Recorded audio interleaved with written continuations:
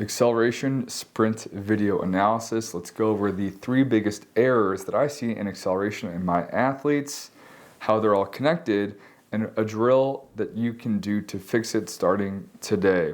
So for context, this is a professional baseball player, strong, athletic, high training age, but a relatively low speed training age. So just for some context. So let's watch this slow-mo video in full speed. And let's just see what kind of pops out to you, okay? And there's 3 things and they're all connected. So now let's watch this in half speed. And then we'll start breaking it down. All right? So the first thing that I want to highlight is the backside mechanics and how excessive they are and why we want to try to avoid this. So first, if we just draw a line. So obviously the athlete is going to be moving forwards when they sprint in this video, but the idea is at toe off, when you leave the ground, this line that connects the toe to the head, we want to avoid having any sort of foot mechanics behind this line. We want everything to be in front of the body, okay? So if we just scrub this forwards, right? Already the foot kind of came up behind the athlete, okay? And we can just go to the next step. It's a little bit more obvious. Again, if we draw this line, the foot is just kind of raising up high and back, okay? So then what that is going to do is create this high and back to low in front kind of pattern. If we just play this out, and we can actually trace that. So let's go toe off, to here, to here,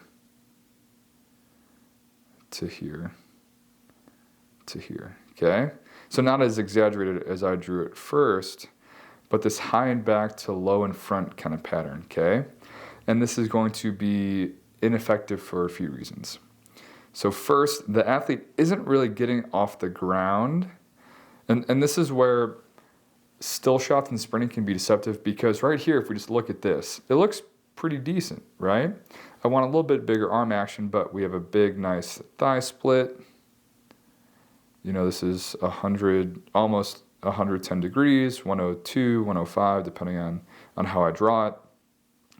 This angle is, 49. Maybe a little bit lower, but what we don't see is the direction of the foot. So we see that it came kind of high to here, and it's going to follow this path going this way, okay? So first, I guess I'll talk about the direction first. So see how it goes from here to the ground. So that's kind of that direction, okay? So if we go back to freshman year high school physics, I know all the trauma.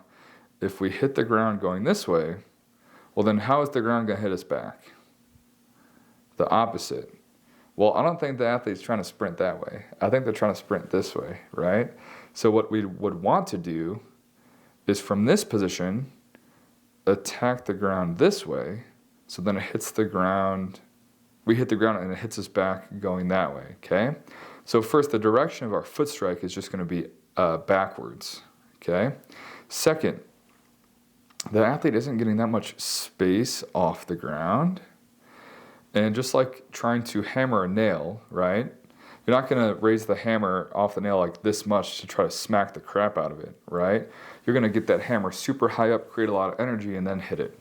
So when we're trying to overcome having zero inertia, momentum, zero speed, well, we have to create a lot of speed to change that, right? A lot of force to hit the ground for it to hit us back to move us forwards, okay?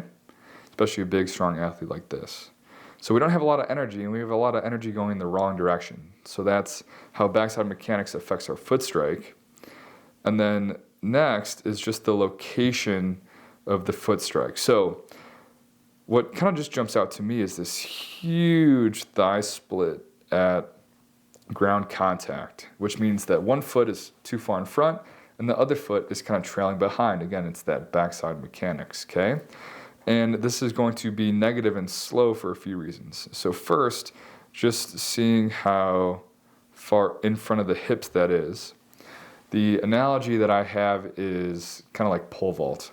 So obviously this is extreme, but the athlete puts the pole vault stick down and then they have to roll. That's the word that I use.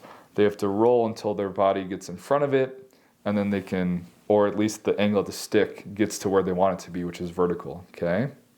Versus kind of like a skateboarder.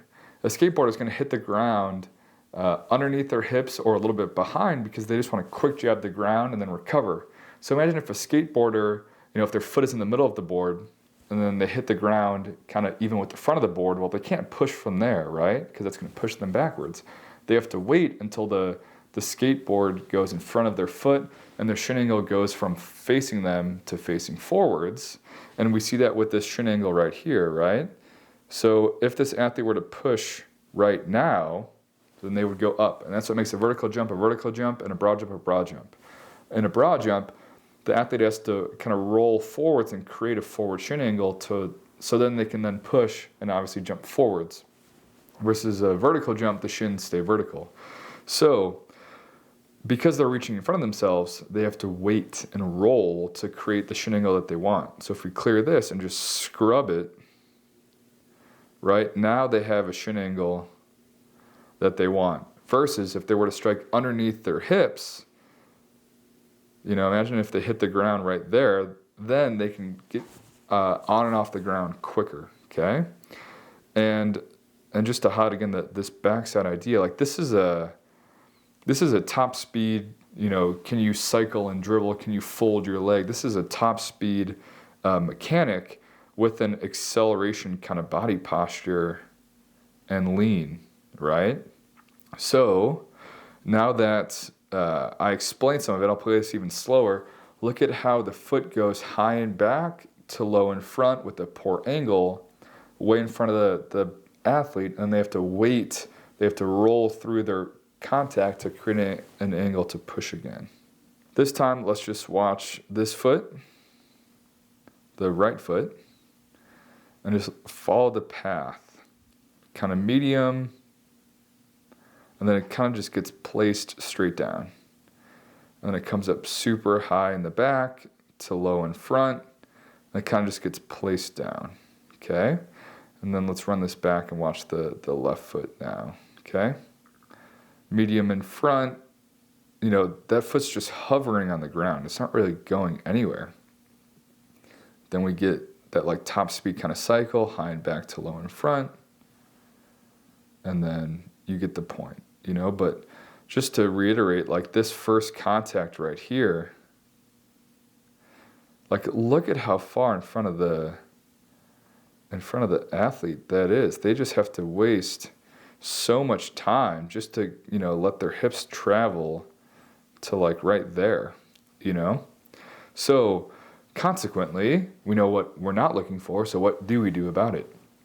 So what I would want to see, instead of a high and back to low in front, I want to see a high in front or low and back to high in front, right? So if this is behind the body, I want to go low and back to high in front, and then you can attack this way, okay? Because again, if we attack the ground this way, then it's going to push us that way, okay? So also, one of the hard parts about acceleration is because of this forward lean, the body can feel like it's kind of stumbling. So the athlete wants to get the foot on the ground very, very quick. So even with this kind of high and back to low and front pattern, it's not impossible to kind of make that pattern, which would be super inefficient. The athlete just doesn't have that much air time to do that, right? So we can bypass, let's make this a different color.